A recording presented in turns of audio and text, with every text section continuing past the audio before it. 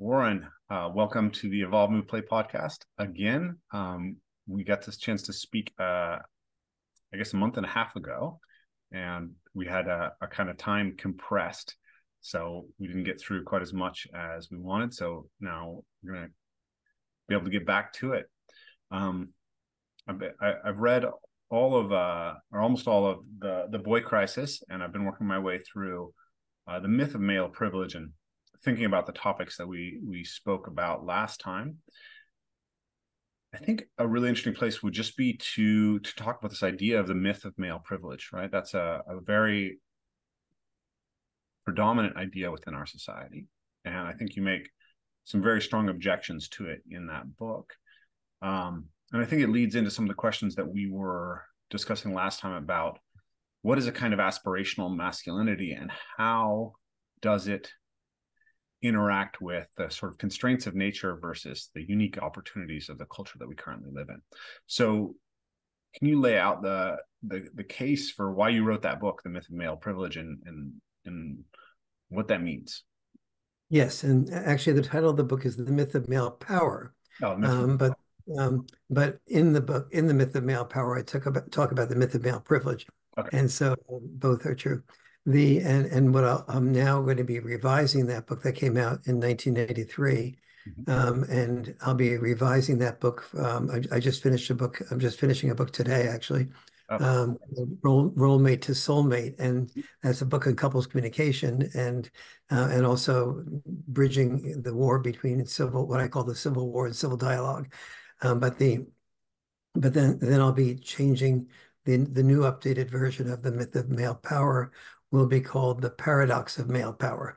And I like looking at and so what I'm sort of saying in both the paradox of male power and the myth of male power is that yes, many women can look at men and say, most of all the presidents of the United States and the Supreme Court justices and the CEOs, the major leaders outside of the home have been, for the most part, men. And from a perspective of a woman wanting to climb that ladder, and she wishes to do that, that means men have the power. But from the perspective of a man, that he doesn't even know how to articulate, he learns that if he doesn't earn money, he will never find love. My father even told me when I was in high school, and it appeared to some people that I was a decent writer, he just warned me, don't be careful about he didn't say be careful. He said, don't become a writer because if you only about 1 in 100 writers get published. And if you can't find a publisher, you'll never find a wife. Yeah. And so what he understood and what, many, and I just, talked to a man in my men's group today, and he was saying that his son, who is now about 28, he's working hard to do as much as he can to earn money because he tells his dad, women don't want a man who doesn't earn money, especially if they're planning to have a child. So what appeared to be power to women from a man's perspective was feeling obligated to earn money that oftentimes someone else would spend while he would die sooner. Mm-hmm. And that's not a good definition of power. And that's not a good definition of privilege. And so oftentimes when, in my workshops, when I ask men and women to think about what the glint in their father's eye was. First of all, almost nobody even has a clue as to what the glint in their father's eye was. So I have to put them through a whole meditation in which they take themselves to maybe pictures that they saw of their father when he was first married, or memories of the fact that maybe the father sang in a choir or did some poetry for mom, or had some, or had some old pictures of art, or did some acting in high school or college. And so they're ultimately able to identify some glint in their father's eye. Sometimes it's them playing, the dad playing with the grandchildren and seeing the dad really happy. And, the definition of glint is where the father just feels like totally relaxed, no obligation to tell the child, you should do this better, you should do this differently. Just sort of feel it, just the love comes out, and the love for it comes out, like being an actor, writer, an artist, and so on, or a musician. And most of the people, a very high percentage of people do say one of those artsy types of things, like I did with my dad. And then I say, well, then imagine your mom and dad um, contemplating having their first child.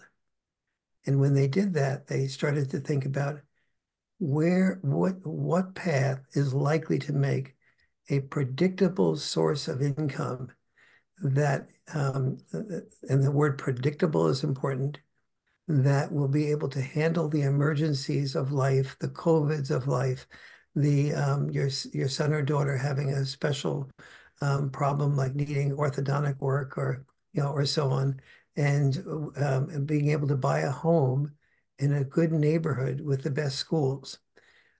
Contemplate what it would have cost them to do that, and to be not just to be able to do it predictably, but to be able to do it with great amounts of security that things will go wrong that you didn't anticipate. And they think about that, and almost no one believes that if that conversation was held by mom and dad, that they would have come to the conclusion that what the father was making as a musician doing some gigs or art and so on would have fit the bill.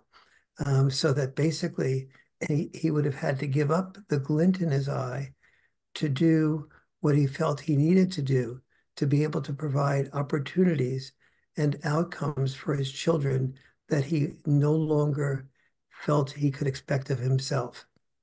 That even if he felt that when he was in his 20s, he now had to give that up. So when we look at the pay gap between men and women, from a feminist perspective, the pay gap is evidence of a man having male power. But the pay gap, when I did the book, Why Men Earn More, on the pay gap, what I found was that there were 25 differences between what men do in the workplace versus what women do. And every one of those differences led to men earning more money, but they also led to women having a more balanced life. And if you ask people what is a definition of real power, it's having a balanced life that is really usually more appealing to people. And so, for example, I know many, in one of my men's groups, there was a man who was just had been absolutely devoted to being an elementary school teacher, and he loved kids. But when he had children of his own, he knew that he could earn about twice as much as a principal of a school, but he also abhorred administrative stuff. And having to, that was not his passion at all. But he had to give up being a elementary school teacher because it paid about twice as much, and he worked about twice as hard, and he worked at things he hated. So from a feminist perspective, there's more females in the school system, but who are the ones that are the principals and the superintendents of schools? It is still disproportionately males. And so the feminist looks at that and says, therefore, men have the power. And what I learned from doing hundreds of men's and women's groups is that when you talk to people about what their passions are, that forfeiting their passions is not male privilege. That's male obligation and male responsibility, and therefore not really male power. It is, what he does to, as I said, earn money that somebody else spends that he did while he dies sooner. Yeah. And so the myth of male power sort of takes that to, on a personal level, on a political level, on a legislative level.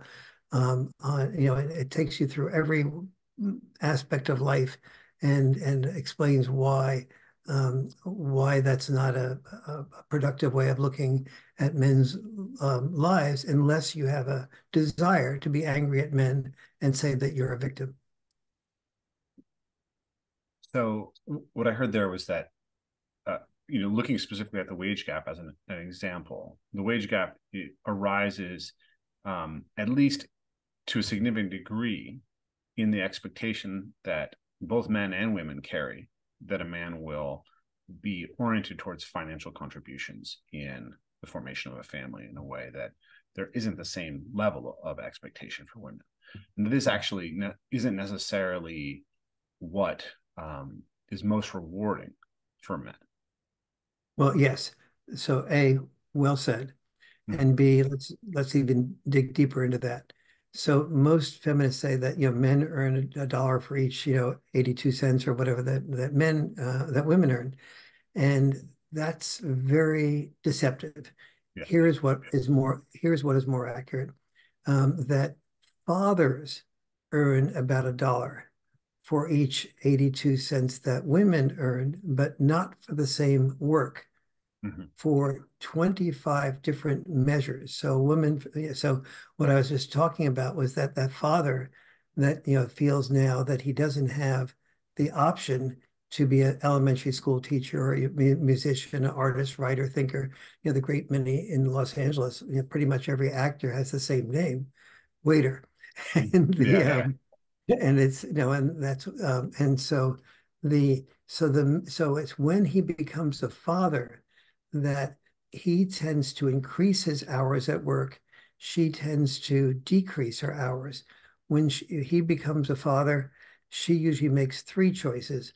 Option one is to work full time. Option two is to work part time. Option three is to stay at home with the children. Now, 40% of mothers that have fathers in their lives, they work full time.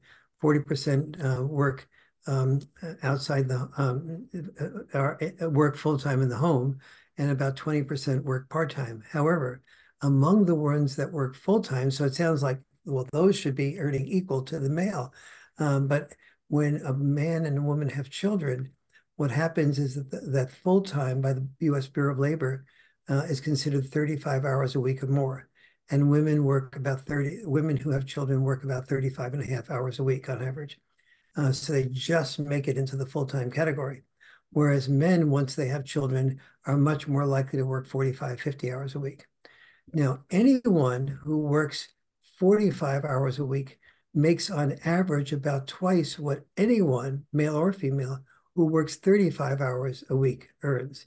Very few people know that. Yeah. So that the increased number of hours is very disproportionate to the amount of money you earn. You earn a lot more working 20, 30% more. And because you then become you then become among the more valued people in the company that can be depended upon and develop the greatest amount of expertise and so on. So that's just one example of that difference in the pay gap. The other is that once men and women have children, women are more likely to not only cut back on their work, but to choose work that's closer to home so that they can, in the case of an emergency or whatever, they can prioritize and be home with the children full time. Men do just the opposite.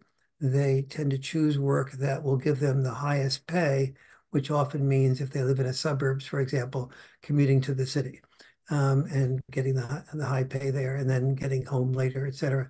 And so and there's about 22 other differences so I'll give another example. Male doctors earn more than female doctors. Sometimes feminists will use now not a lot more, but about $90 to every 92 cents or so. So feminists will look at that and say, aha, even among the same work, men earn more. Not true. What is true is that male doctor is far more likely to be a surgeon or some type of doctor that is at a higher level of expertise and has many more years of training, and therefore work and tuition that he paid to become that surgeon. And the woman is much more likely to be a general practitioner. Now, and then when you take two general practitioners who work the same number of hours and have the same number of years of background and have the same number of advanced degrees in the same area, that's when you find that men only earn about a dollar for each 99 cents or so that the female doctor earns.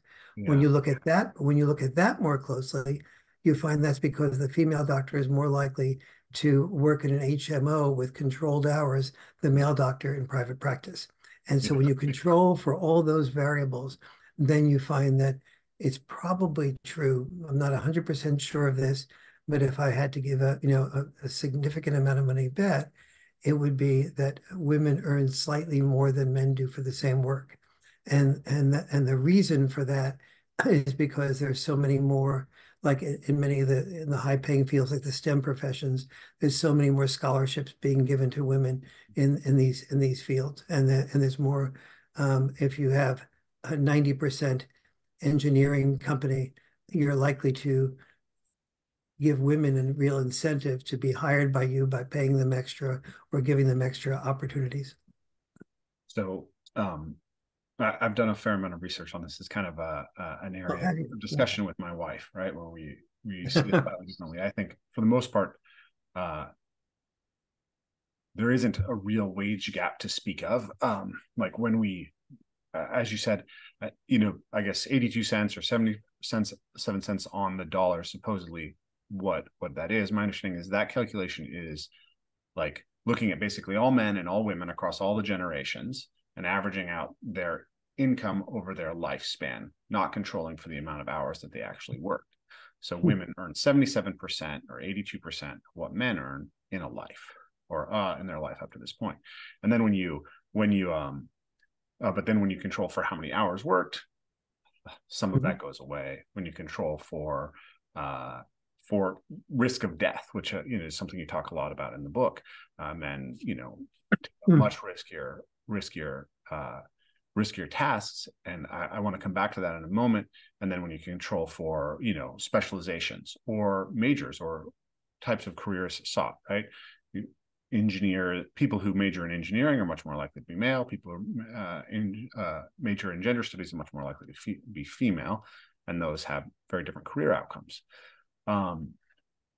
But the counterpoint would be that it is the societal expectation that women are the primary child caretakers that is the primary driver of this. If we look only at young women, women before they have children, I believe that now women who have not had children actually slightly out earn men who have not had children.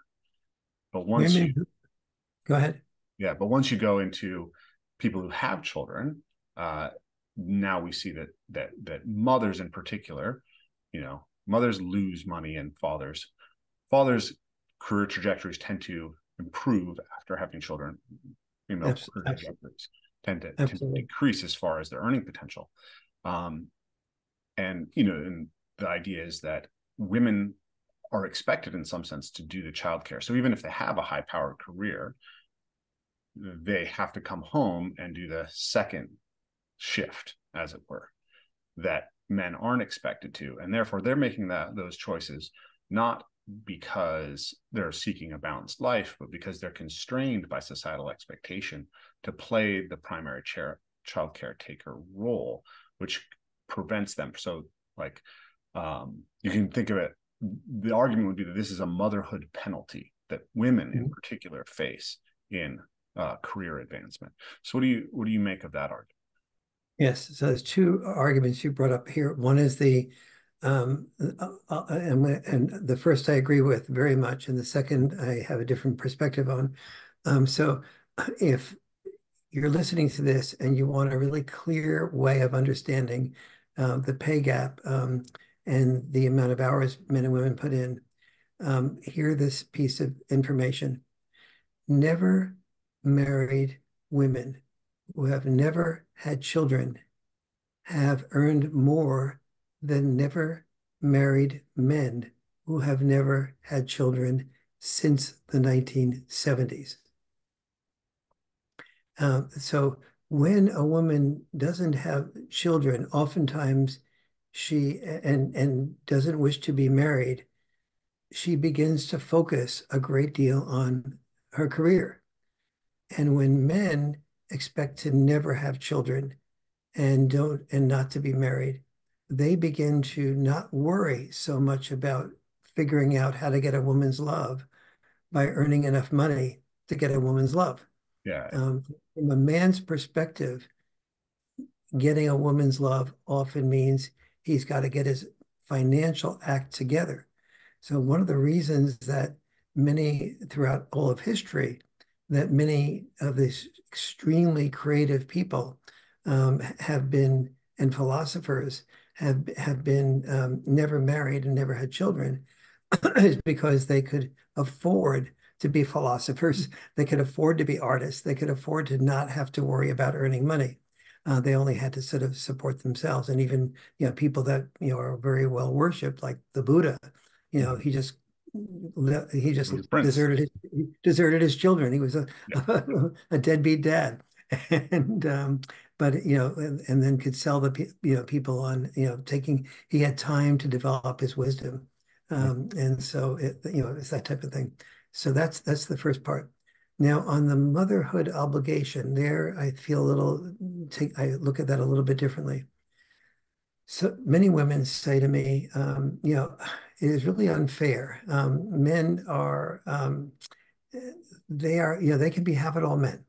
They can have a full career, they can have children, and and whereas I have to either choose between the career or the children, or if I have children, I have to cut back on my career, so I can never really, I can never get to the break any glass ceilings, because I'm pulled to focus on the children. And they're really upset about that, and they expect that I'll have no response to that point. And here is my response to that point, much to the disconcerting, disconcerted feeling that that person saying that might have, who is often more happier being a victim than having a solution. And is that actually you, if you as a woman look around and instead of looking for a man that is focused on his career, you go to a party and you say, there's a guy that really is listening to women rather than lecturing women. There's a guy who's really soft-spoken and caring and has a sort of almost, a little bit of femininity in his energy, but is still, nevertheless, I'm attracted to him if the energy isn't too feminine. And then instead of waiting for him to come up to ask me out, I'm going to approach him. And if he doesn't pursue further, but I'm still interested, I'm going to get his information and I'm going to pursue him. Then you'll be selecting for men who might feel very comfortable about being involved as the primary caretaker. But many men don't feel there's even a chance of being respected. And the key word here is respect if they are the primary caretaker. They fear that, so a woman does have to give a man assurance that if if she wishes to be a have-it-all woman and be able to focus on breaking glass ceilings, that she needs to choose men who are prone to having a desire to raise children full time. So if you're a woman listening to this, you say, well, how many decent men are there out there like that? Well, for the first time in history, the Pew, PEW Research Center, which is a liberal research center in general, asked all men, conservative, liberal, across the board, if you had children, I'm sorry, these were men who were working full time. So these were not men who were, deadbeats or, not working, et cetera. They asked full-time working men, if you had a choice of being full-time with your children or working full-time, which would you choose? 49% of all men said that they would prefer to be home with the children full-time.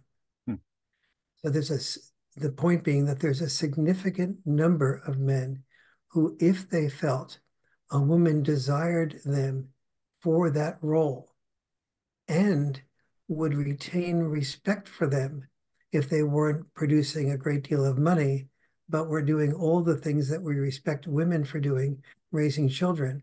There's a lot of men out there willing to do that, but that relationship, there's been millions of hundreds of thousands of examples of relationships like that. They fall apart if the woman loses respect for the man because he's not earning money. Mhm. And so, but on the other hand, if she retains respect and says, this is allowing me to, break the glass ceiling and do what I really want to do, and that is my primary passion, but I also have love for children, tends to be a win-win-win situation, win-win-win, because the mother, if she's motivated by that type of desire, feels she's won on the career end. She has a good marriage. She's won on that end. And children raised predominantly by single dads do extremely well, probably better than any other category, especially when the mother is in their life. Yeah. And the mothers rarely make the decision to not attend the birthday parties or the special functions. They rarely put their work, even if they're highly powered women, they rarely put their work so much above the presence with their children that they miss special occasions or going to a recital or a special opportunity that the boy or girl has. And so that's why I say it's a win-win-win. In those cases, with that attitude, it's a win for the mom, a win for the dad, and a win for the child. But there is the big danger is the respect issue. So the couple really has to be in constant communication about that aspect of it. So what I'm hearing you say is essentially that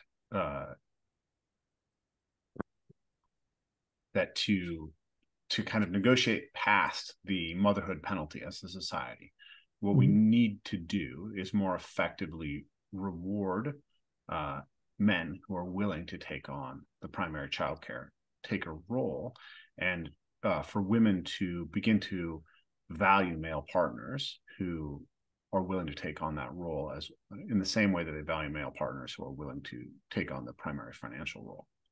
Yes, and the primary dimension of that is if women value men doing that, Yeah. all the problems are solved. They will find those men and they will respect those men as long as they really do value that contribution. That Pew Research study shows that there is a pool of men available who Yes, exactly. yeah. And I'm curious about that. There's a couple of reasons, right? Why I have some skepticism, I guess. One is that, if you look at the research on male and female personality differences and preferences, they maximize in the countries with the greatest freedom. So Scandinavia, the Low Countries, et cetera. So we see women, the biggest personality difference between men and women is interest in people versus interest in things. And that difference tends to maximize when people have greater freedom. So there's a question for me about whether that expression of freedom is actually lines up well with the intrinsic biology of men and women. And then there's the physical constraints, right? In the last conversation I mentioned that my wife and I have 3 children. So my wife worked full time through all of our children, right? She'd get a pretty generous maternity leave with each of her kids because she had she has a great career in the tech industry. But having been through that process with my wife, there's certain aspects of the biology of child rearing that are just intrinsically create constraints that are more constraining for women than for men, and children themselves seem to express a different preference for care from men and women, is my experience. So first thing is that pregnancy itself is hard, and so that just having to be the one who's pregnant already has an impact on potential career trajectory, even if it's small. Then lactation is a huge constraint, right? Like my wife pumped milk and put it in all day. She had to leave her office and find a room in order to pump milk. and then she had to freeze the milk and then bring it home. And then, I was working from home. So I would actually, feed our children some of the time, or we had a nanny who would feed the child. But that's actually a lot of logistics. It's very stressful for a woman to have to go through that process. And we know that, that mother's milk is really important for children. Yes, Not easy very. to replace. And then what I noticed with my children is that they have a strong preference for their mother as their primary nurturer, right? And you talk about this a lot in the Boy Crisis, that the mothers and fathers parent differently, and that's those styles of parenting I see um, as really synergistic, and it's really important to get that synergy right. So if one of my kids falls down and skins a knee, and my wife is present and I'm present, the child will always run to my wife first. Mhm. Not only will they run to my wife first, if I try to intercede, they will be upset with me for trying to intercede. Now, if their mother isn't there, they will reach out to me, right? They accept me. It's not that I'm not a useful nurturer Mhm. and I'm not a safe haven for my children. It's just that I'm less good than mom if mom's available. Mhm. Reciprocally, um, if the kid has a lot of energy and they're feeling playful, they'll come and solicit play from me first. Mhm. Um, and oftentimes, a week or 2 or 3 weeks might go by where I'm the only one who's wrestling with the kids. I'm the Mhm. only one who's helping the kids learn to flip and jump and do all the things that that we do. But if I leave on the road, the kids will be begging my wife to wrestle with them right away. Mhm. So the children have the children kind of are telling us the type of parents that they want us to be. Yeah, yeah. And my children have expressed to my wife, multiple times that they want her to work less, and they don't ask me to do that as much. Yes. And so there's a way in which, yeah, I joke with my wife that children are the real patriarchy. They are what? The children are the real patriarchy. Yes, very well said. That's Right. but dogs and children own the people that appear to own them. Yeah, yeah. And they enforce social roles. They enforce Mhm. social sex roles on their parents Yes. through their intrinsic preferences. And it's I I think that there's some wisdom to the children, right? That Mhm. there's a degree to which they're expressing something that is intrinsic, right? Um, Motherhood as a fundamental aspect of life is a very evolutionarily long thing, right? As mammals, that's what makes mammals mammals, is that motherhood is a very extended thing. But in most mammal species, males don't contribute to childcare at all. Human beings Mhm. are the paradox of masculinity is that human beings are the most female-like animal when it comes to childcare Yeah. among mammals. And Yes. we're also the most female unlike in the division of labor and in Mhm. the way in which um, male potential for violent action is very different Mhm. from female potential. And that's something that you mentioned that in the book, actually, the myth of male power, the idea of men as destroyers of lives versus women as creators of lives. Um, and I actually think that is really at the fundamental of it from a biological level, right? Um, I was reading a book by Abigail Cabell called the Genesis of Gender. She says a woman is the type of human being whose biology is organized around the capacity to bring children into the world or to have children. I would say reciprocally, a man is the type of human being whose biology is organized around the capacity to take life in order to protect and provide for children. And that's not what most of us do anymore. But the reason that my body is twice the size of my wife's and my shoulders are huge and wide and my brow ridge is heavy and my hands are much bigger and thicker and the bones are far more robust is because for millions of years of our evolution, it was my sex that had to go out and confront large animals. Absolutely. Um, so I was thinking about this as you were talking about. There's a degree to which this you mentioned this in the myth of male power, the idea of how do we adapt past the biological programming. And I guess my question is there a way in which we don't necessarily want to, because that is actually no longer respecting our nature? And how do we Yeah. find that balance? So tell me a little bit about your thinking around the idea that, yes, we have a biology, but there is this potential for people to step outside of that, to Yeah. to reward the caring aspect of men more Mm. deeply as a society. Yes. Why we Yes. might want to go in that direction. Yes.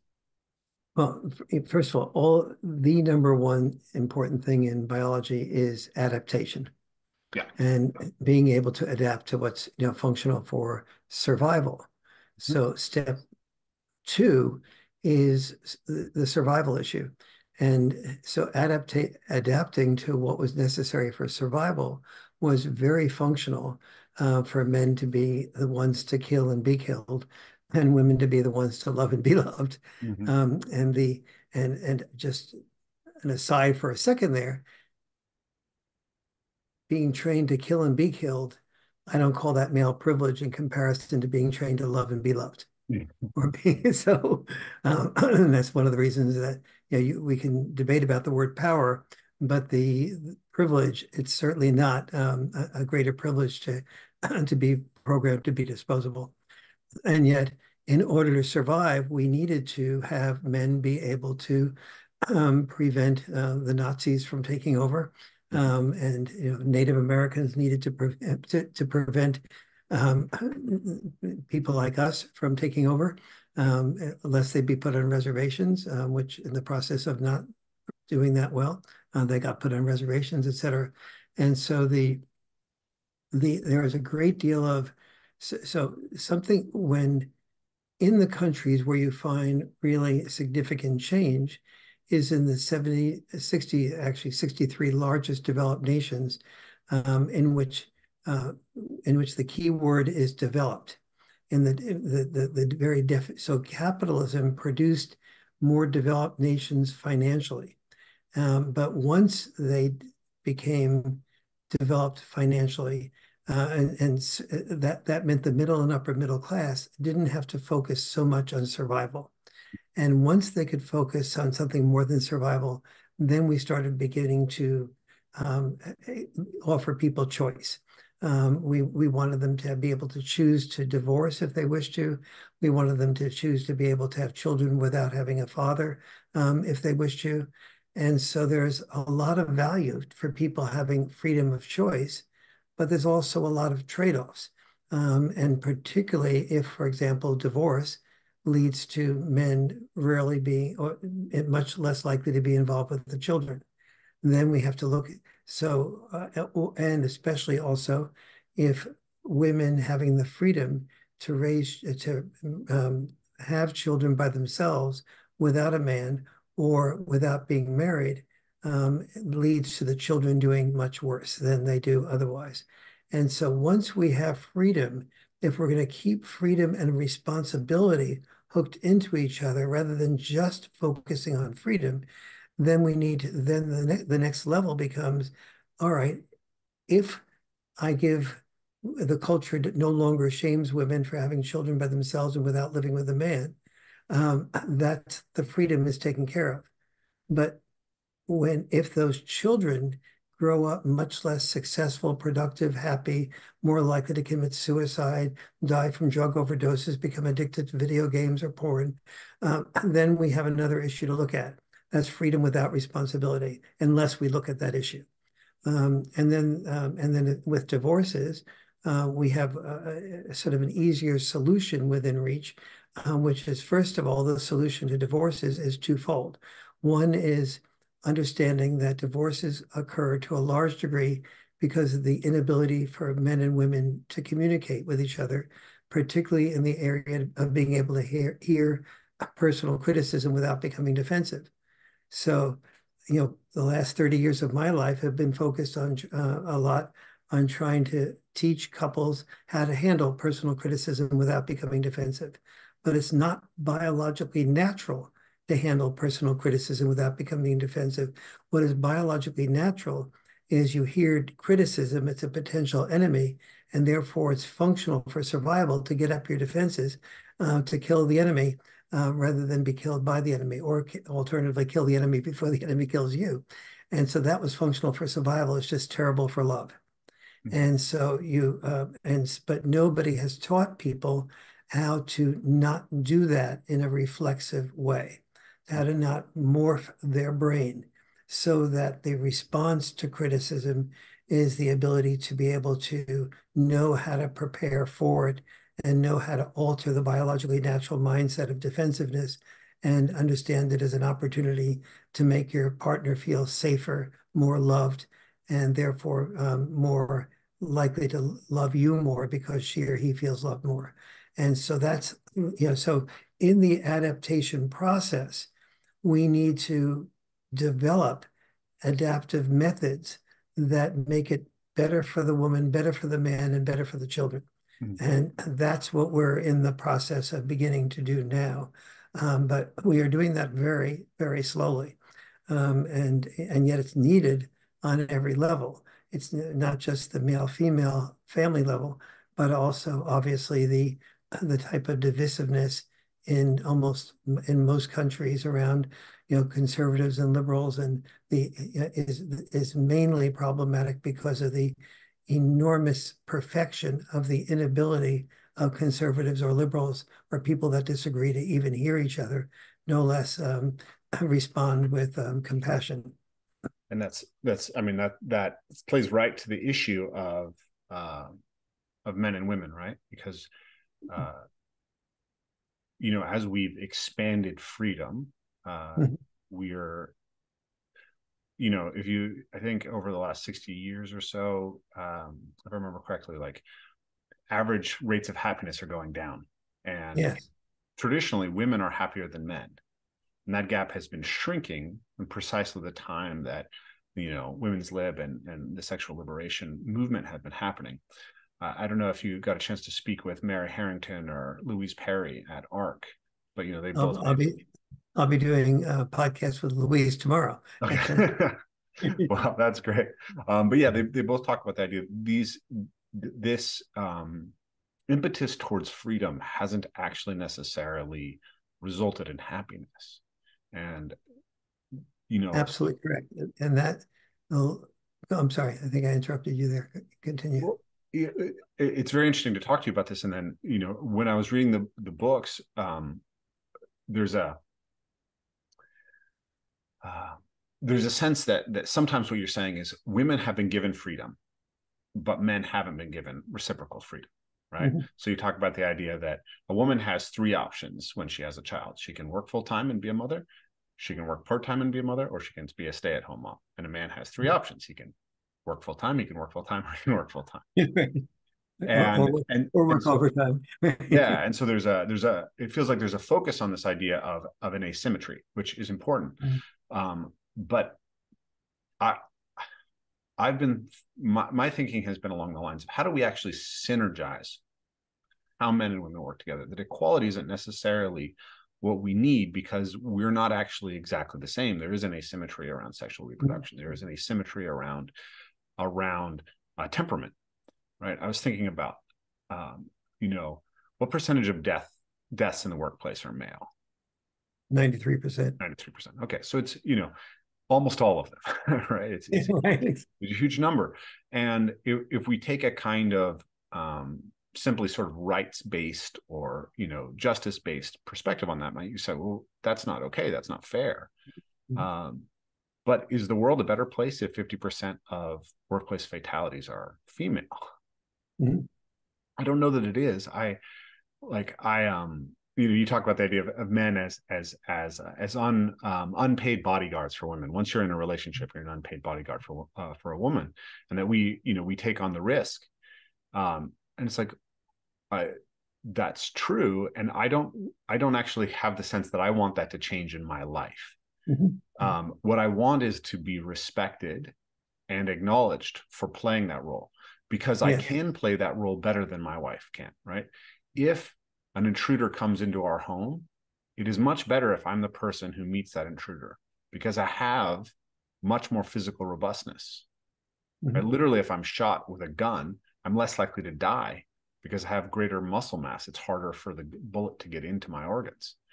Um, I was thinking about what you were writing about there, about all these death jobs that men do, and I was thinking about my children, my two daughters and my son, and I was like, my son sort of behaves in a way every day that says, I'm building myself to be the type of human being who can take that if that's Mm-hmm. necessary. Mm-hmm. He has this intense drive for physical excellence. He's Yeah. constant. He can't not, right? Like if we don't, you know, we reach the end of the day and he hasn't exercised properly, he turns into like this little spazzy kid. He's normally this super easy kid, right? And so Mm-hmm. we've been taking to, like, at the end of the day, if we realize we didn't get him an exercise, he has to go run 20 laps around our Mm-hmm. cul-de-sac, and then come in and do push-ups and pull-ups. And my daughters are really strong, right? My oldest daughter, she's 11 and a half. She can still do 5 pull-ups, but a couple of years ago she was doing 11 pull-ups, um, which is extremely unusually strong. Yeah. Uh, It's more than I can do. yeah. and and she gets upset, right? Why do boys get to be stronger? Why do boys grow bigger? Why do boys do this? Um, and she compares herself to her brother, and she gets frustrated by the comparison, right? Because she can do 5 pull-ups and he can do 25 pull-ups. And what I always try to point out to her is, like, don't compare yourself, because one, it's the thief of joy, right? Compare yourself to the appropriate comparison. Compared to all the other 11-year-old girls, how are you doing in your physical development? You're the strongest, okay? Right. um but also, it's not so much that he has greater genetic potential at this standpoint for strength development. It's he has so much stronger drive to reach for strength. And that's, like, if you need someone who's going to be an underwater welder, if you need someone who's going to jump on and take care of the downed power lines, Mm-hmm. you want someone who has that drive inherently. And I mean, maybe, and I think statistically we know that the majority of those people are going to be men. Absolutely. There's, go ahead. You were going to say. No, please respond. Yeah. Okay. Yeah, it is very clear that, I think the best thing to illustrate this is, basically it's, there's a bell curve here and Mm-hmm. there's a bell curve here and they overlap Yeah. like this. And there's, there are men who are, more sensitive than women are, and there are women who are stronger than men are. And you can certainly compensate for the difference. But if you're going to take with equal amounts of training or whatever, there's clearly a gender gap between men and women's propensities. The um, and it's also and it's very important to be respectful of the male that is more of a nurturer connector than a provider protector, because that nurturer connector can provide by being nurturing and connecting. Mm-hmm. And kids in school, especially in an era where children that grow up in single mother homes, in which in the United States, just to be aware of this, 41% of children are born to single moms. Mm-hmm. Now, some of them do live with fathers, but the ones that live with fathers, that relationship, but are not married, that relationship only lasts on average of 3.5 years. And then usually the children feel very, especially the boy, feels very abandoned by the father, because he's gotten attached and then he's been abandoned from his perspective. And so these, so what I think we constantly need to do in this era of freedom is, and but in the process of incorporating responsibility, we need to be nurturing and respectful and facilitative of every type of male and every type of female, Mm-hmm. and letting them become the person that they want to be, and knowing in the back of our minds that on average, the hazardous jobs will be largely jobs that are that are handled by men, and that that when there's a war, but there's a difference between that and then doing like they're doing in the Ukraine until very recently, which is, they required every man between the age of 16 and 60 to be in the war, and required that of zero women. And as opposed to what they're just beginning to do now is at least open up the option for women to participate in the workplace. But from many men's perspective, the issue is um, what's happened in recent years is that the things that men do more naturally, like being willing to die in war and be disposable, or be willing to, those have been turned against men instead of being appreciated for it. Instead of saying thank you for dying in war, so we live in every place in the United States, was we are living here because men died Yeah. to be able to get that property for negative reasons and positive reasons. We've all lived as we've all been beneficiaries of extremely brutal tactics. But instead of saying to men, "Thank you for that," and feminists turn around and say, "Well, men, they caused the wars. That's part of toxic masculinity," as if we wouldn't have had those wars, or as if I really didn't believe that I should benefit from warlike mentality, I should pretty much move off the face of the earth, because there's probably no place on earth that hasn't benefited or suffered from warlike mentality.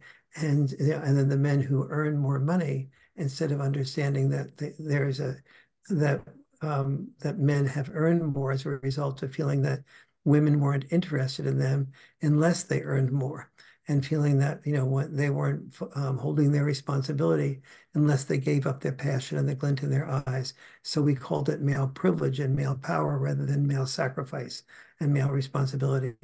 And there's been very little appreciation for men, and yet the men who are soft and loving and caring, they aren't sought out by women and say, "Gee, this is a wonderful, I'm very ambitious.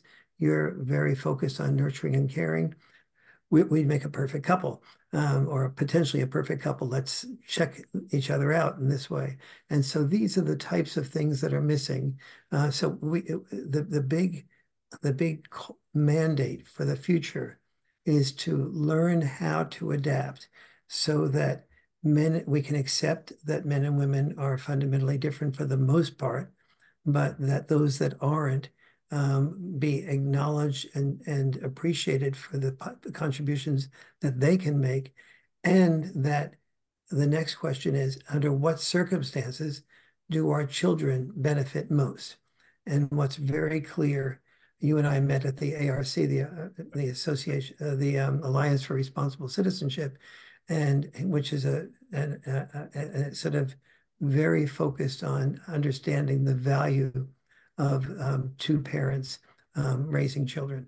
And that is really, that has proven to be of enormous value, because especially if parents engaged in what I call checks and balance parenting, recognizing the value of the male contribution in dad style parenting, like roughhousing and strength building and things like that, and teasing, and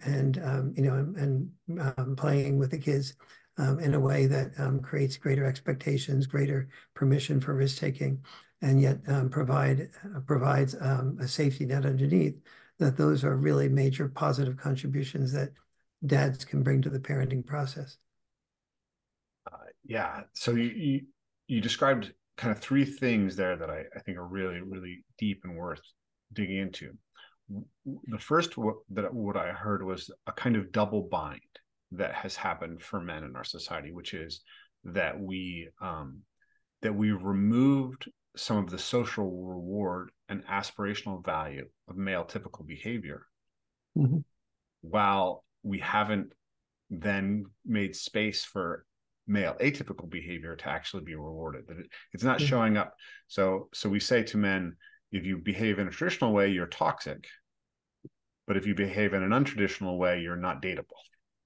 exactly. And if you, yes, exactly. And so many men, I remember almost every junior high school and high school boy I talk with affirms this. And so as a concrete example, about a year ago, I was being interviewed on this issue, and we were standing in the middle of a stream in Mill Valley, which is where I live in California.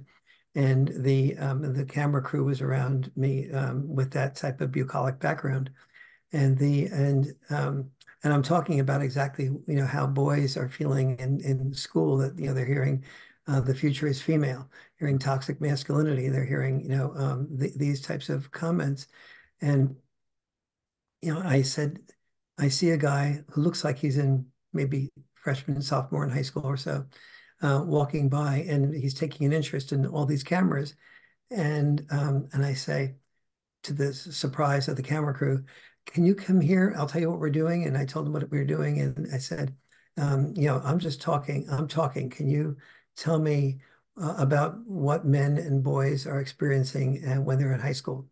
And he goes, yeah, I'll tell you. I hear all the time that there's, this about the toxic masculinity that, that men are the oppressors and women are the oppressed, that we're part of the patriarchy. The whole Barbie scenario, the most hateful, misandric movie of recent times or in my history. Um, and the and he's just going through one thing after the other without a single bit of prompting from me. I'm really good at asking open-ended questions. What are the things you learn about men and women in high school?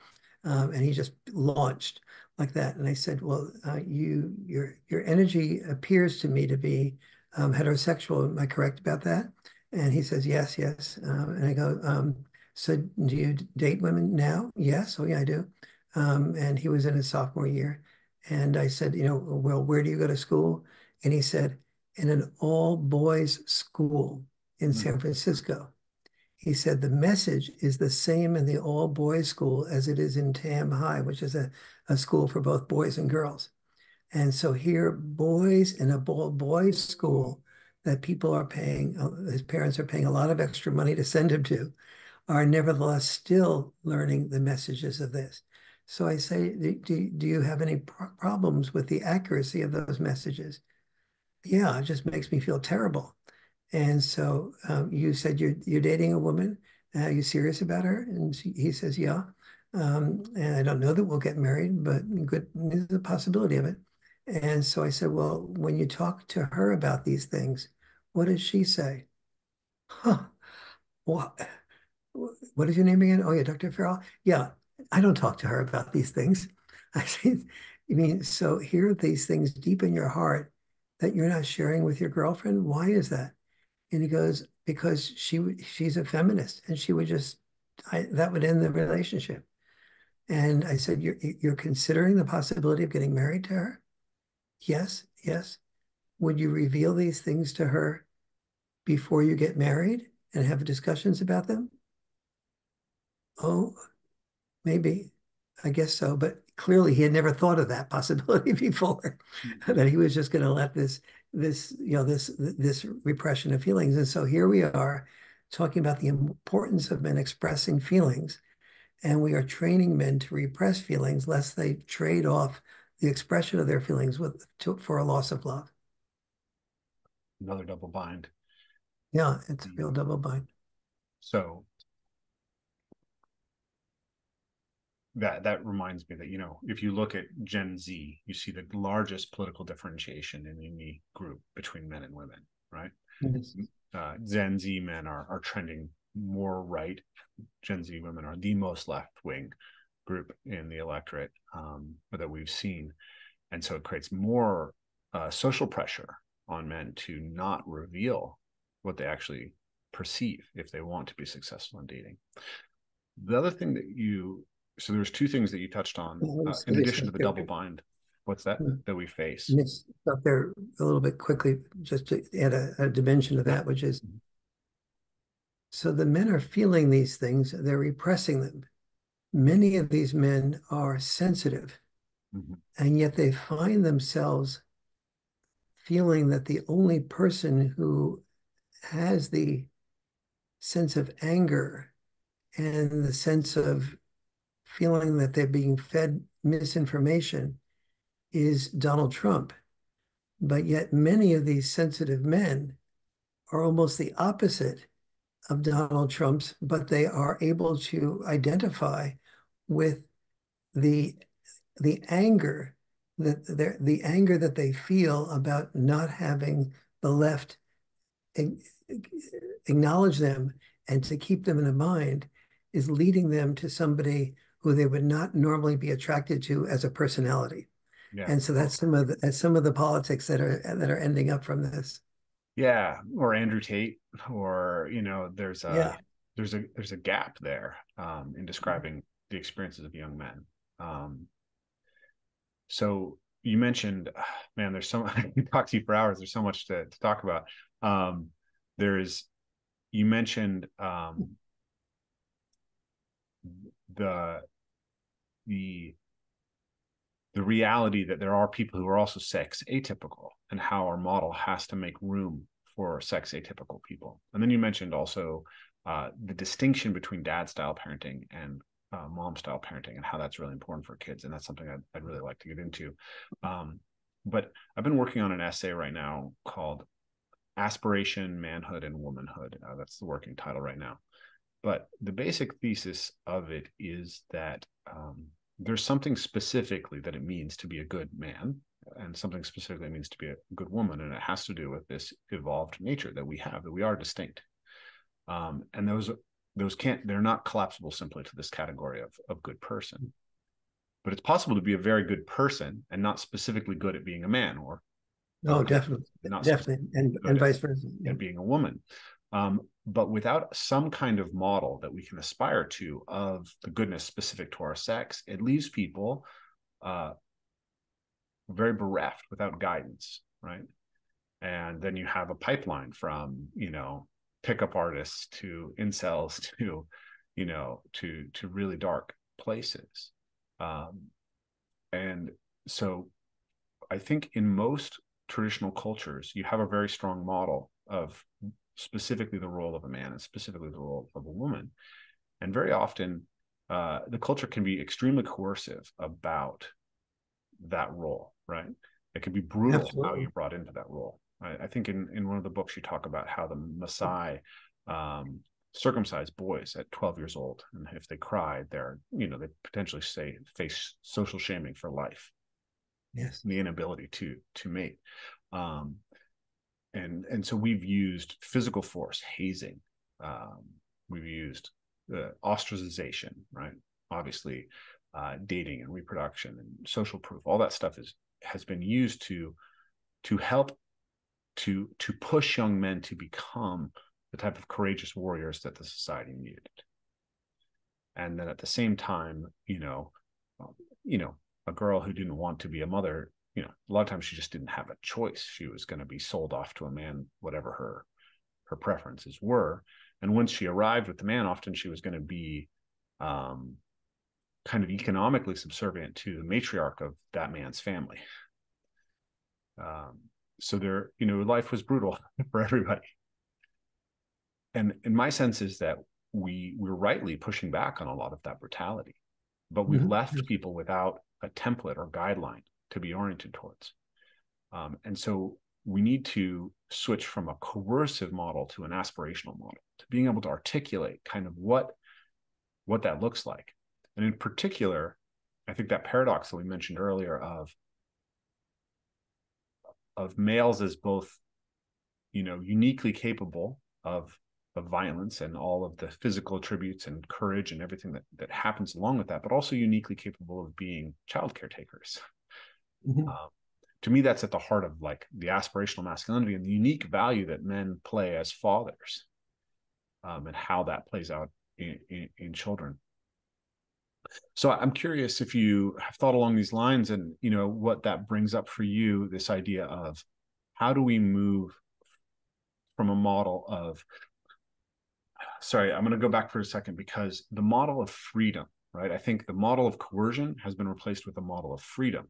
But freedom to what purpose? So many people are ending up with freedom that means spending all their time on video games and pornography, right? Spending your time on years of hookup culture and realizing in your 30s that you actually did want to have children in marriage, but that's now much harder to attain, because you were told that it didn't matter, right?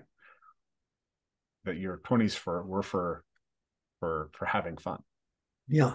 And a lot, like there was I can't remember the speaker who was pointing this out, but it was a pretty remarkable thing. I think that 80% of women who reach the age of 30 who have not had a child will never have a child. And of those 80%, something like 80% would have liked to have had a child. They wanted to. Yes. So the number of children that women who have children have is the same as it was 50 years ago. But we have this huge decline in birth rates, and it's driven by women who have no children at all. And the vast majority of the women who have no children actually wanted to be mothers. Yes, yes. And another problem within that, which is that the women who do have children, that 41% of them have children without a married partner, which and many of those without even a partner that they live with. And so, and then that leads to the children doing better.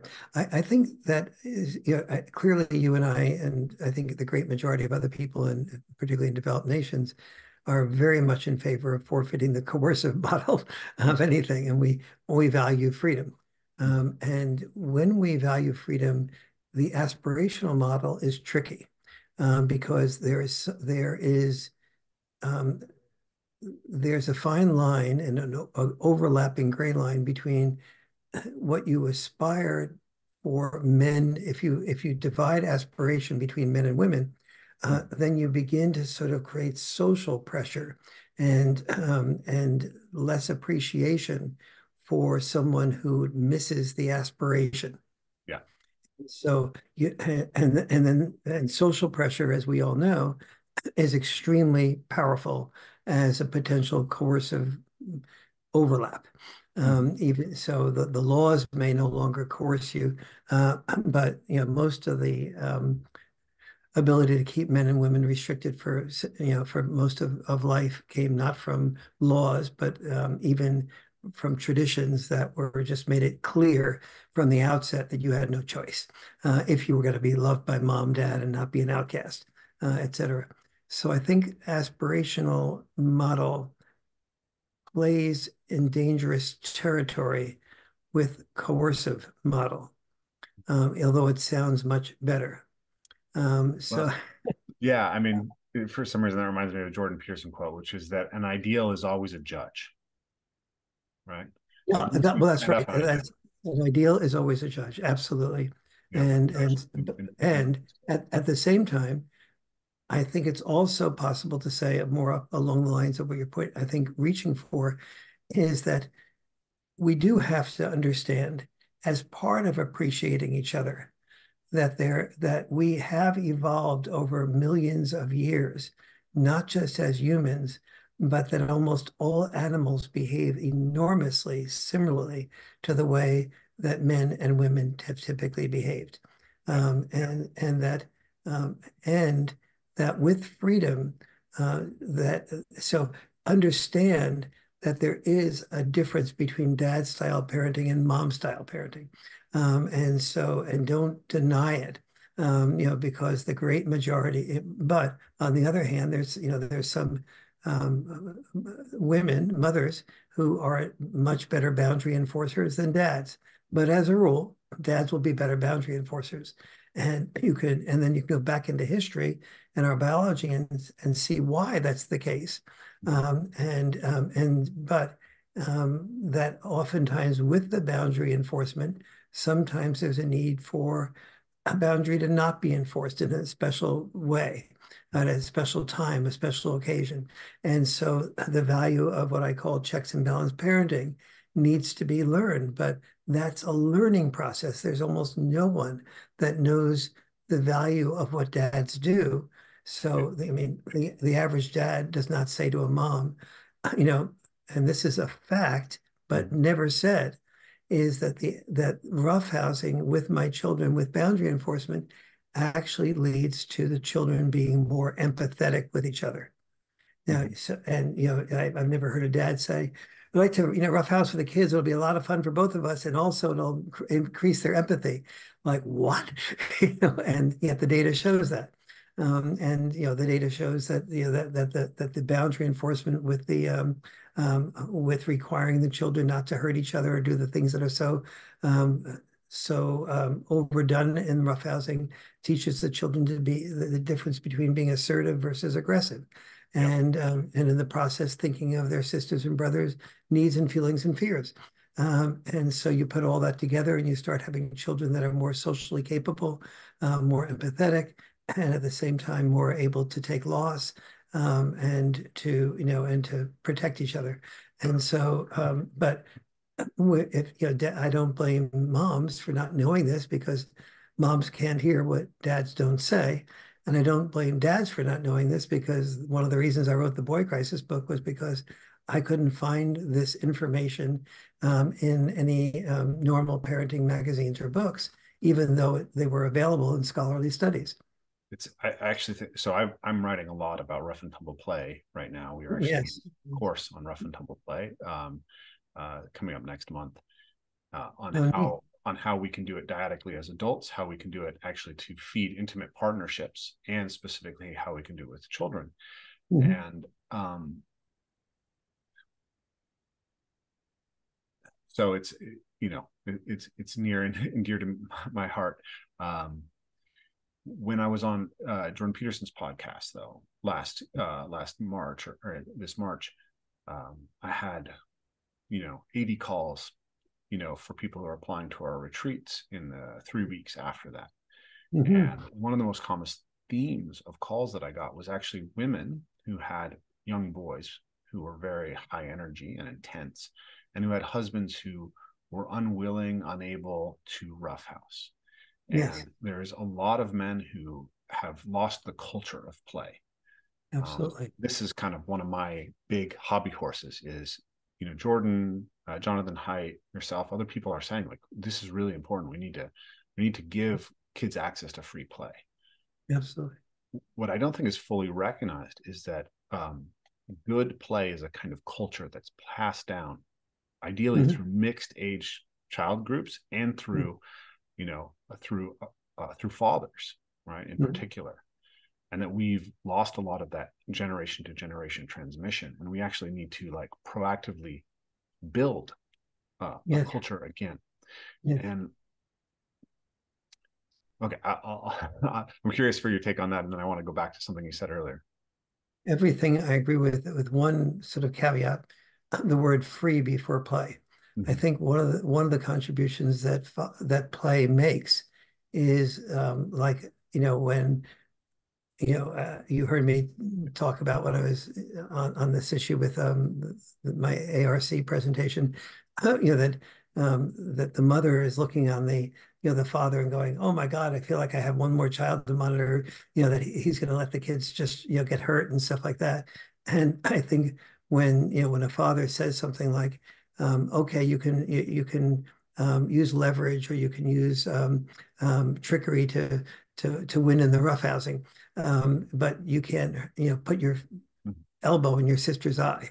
Yeah. And that so play without learning the boundaries that are necessary loses, which is what free play would imply, is not as valuable as play that incorporates all of the parenting, the dad or the mom doing, saying that, let's get really excited. Let's, have all the, let me understand that you want to just push your brother around, or push, or take advantage of him in order to win and be the hero of the play. But this is not okay to hurt him or her. And it's not okay to be aggressive. And here's the difference between being aggressive and versus assertive, and so on. And so it's that type of the enormous learning that comes from roughhousing play, and the word you use in conjunction with it, evolve. You evolve as a result of knowing how to play in a way that is considerate and kind to others, even as it does not take away your energy. And it's that combination that makes the play a real growth experience, in my opinion. Yeah. So you're pointing to the reality that we need constraints, and the constraints are actually a lot of what we're learning within play. Yeah. When I use the term free play, I'm referring specifically to the distinction that's made in the play research between play that is directed by adults, like a youth Yes, soccer game, versus absolutely play agree with that's like pickup games that are played you. outside. Yes. And what Jonathan Haidt and others have pointed out is that a lot of children's ability to learn to regulate their own social interactions arises out of that kind of free play. But I take your point that particularly the culture of fatherhood or father style Mhm. parenting is really good at helping children learn those basic constraints that then make them good players in that kind of free play that all children really need. Yes, I think also that we, you and I need to be encouraging schools Yeah. to do what I call in the Boy Crisis book, the liberal arts of sports. Yeah. And by the liberal arts of sports is, I think there's three fundamental types of sports. One is organized team sports, which have an enormous amount of value in preparing people to be in corporations or in bureaucracies, and be most effective there. Then there's also pickup team sports. When I was a kid, pickup team sports were the most common type of sports that most people engaged in. Today, they're pretty much disappeared. That's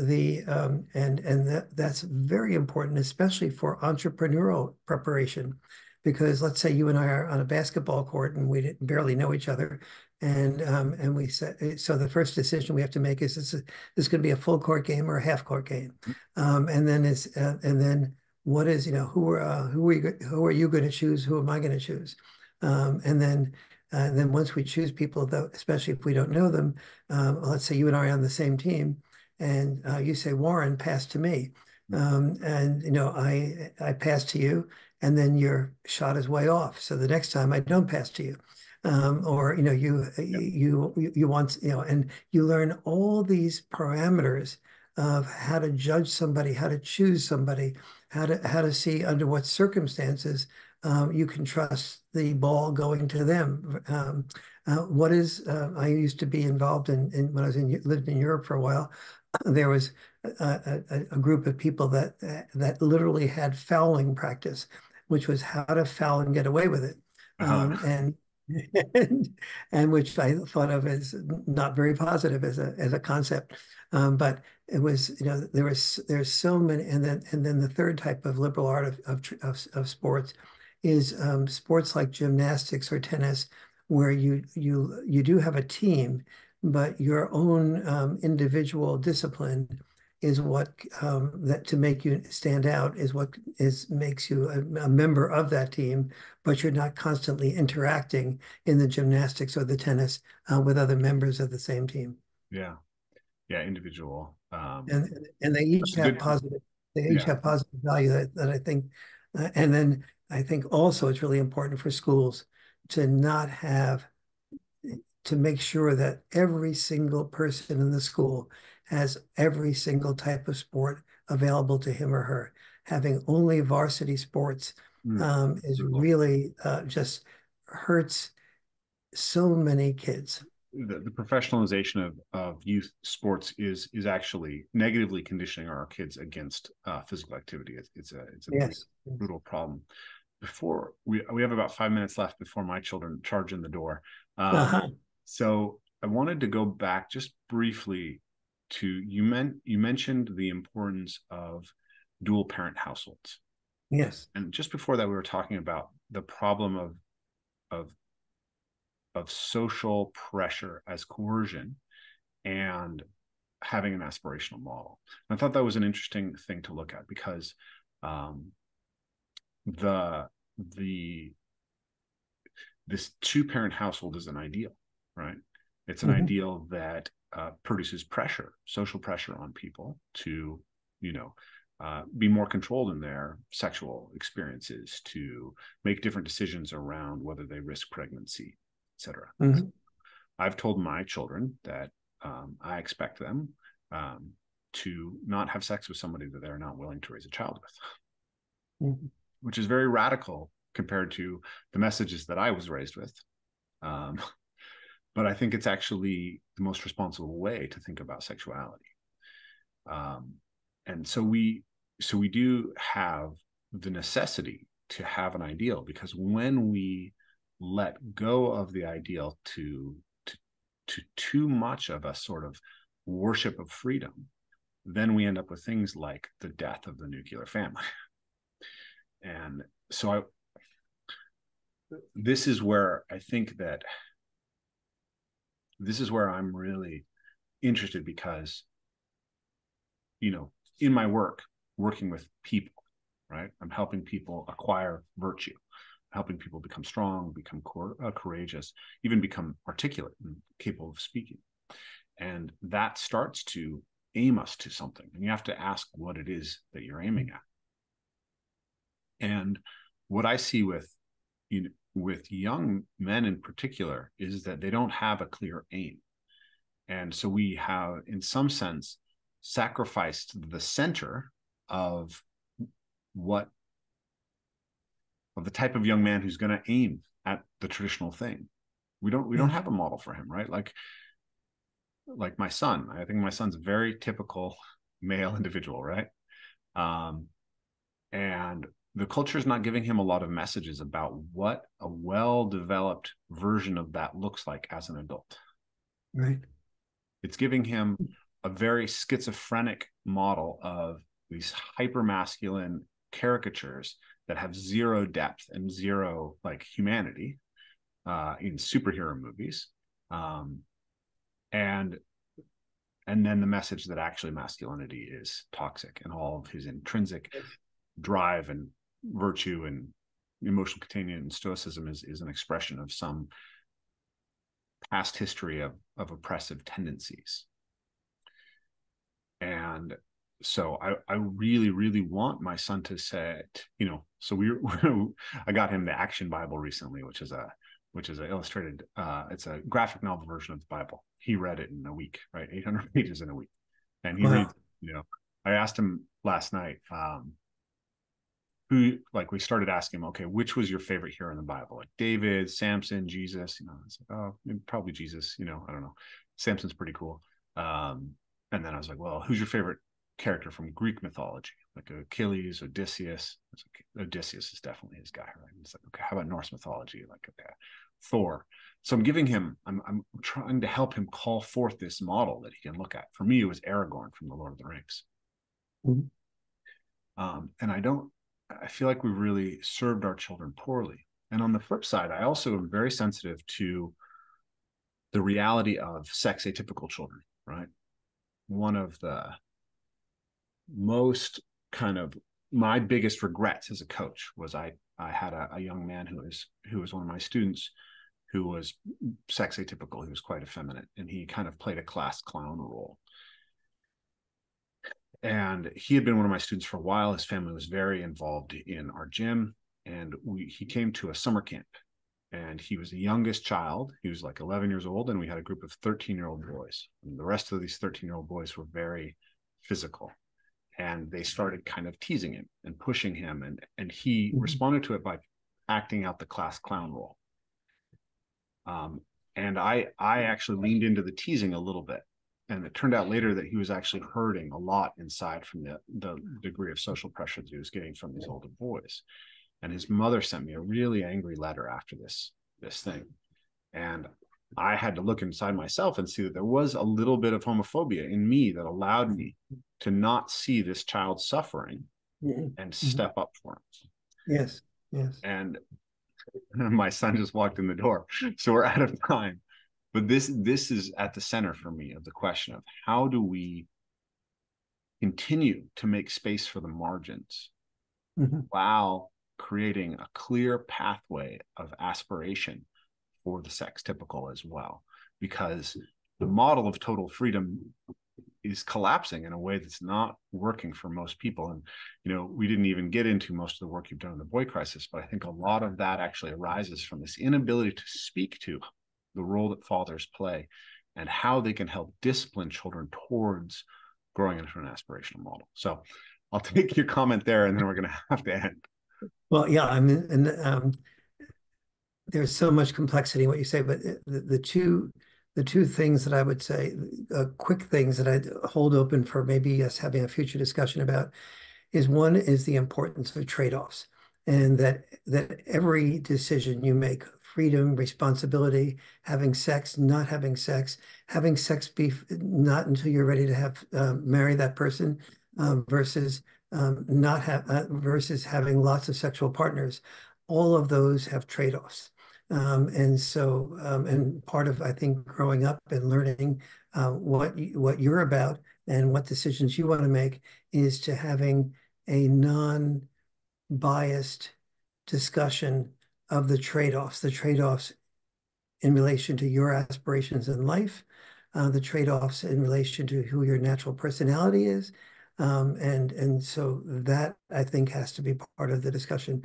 And the second is that some things we know now work better than others, so that we know that children do better, massively better on average, by having a mother and father that are married in the family, or alternatively, if there is a divorce, having the mother and father equally involved.